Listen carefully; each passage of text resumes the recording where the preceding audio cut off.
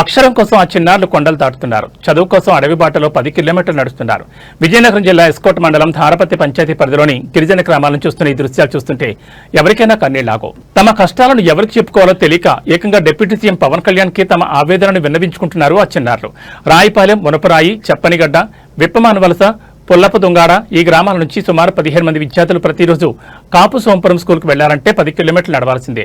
దట్టమైన అడవి, కొండల మధ్య కాలినడకన వీరు సాగిస్తున్న ప్రయాణం అత్యంత ప్రమాదకరంగా మారింది. ఎన్నాళ్లుగానూ రోడ్డు కోసం గ్రామ పెద్దలు, అధికారులు ప్రయత్నిస్తున్న ఫలితం లేకపోవడంతో ఇప్పుడు ఆ చిన్నారులే స్వయంగా తమ గళాన్ని విప్పారు. పవన్ కళ్యాణ్, మా భవిష్యత్తు మీ చేతుల్లో ఉంది, మా రహదారిని బాగు చేయించండి సార్ అంటూ ఆ చిన్నారులు వేడుకుంటున్నారు. మరి ప్రజా సమస్యల పరిష్కారం చేయంగా పనిచేస్తున్న డిప్యూటీ సీఎం ఈ గిరిజన బిడ్డల ఆవేదన ఎలా మన్నిస్తారో చూడాలి. మీడియా ద్వారా, సోషల్ మీడియా ద్వారా ఈ వార్తను ప్రభుత్వం దృష్టికి తీసుకెళ్లాలని గిరిజన సంఘాల నేత తుమ్మి అప్పలరాజు ద్వారా విజ్ఞప్తి చేశారు.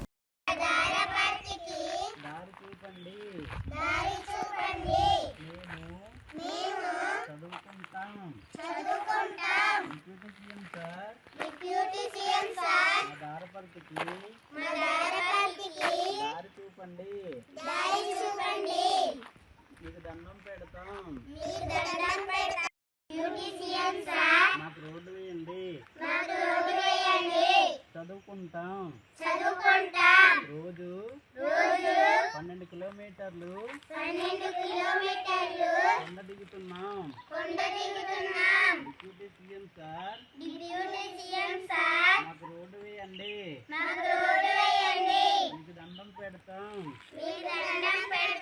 డిప్యూటీ సీఎం సార్, మీకు దండం పెడతాం, మీకు రోడ్డు వేయండి. డిప్యూటీ సీఎం సార్, మాకు రోడ్డు వేయండి, దండం పెడతాం. రోజు 12 కిలోమీటర్లు కొండ దిగుతూ చదువుకుంటున్నాం.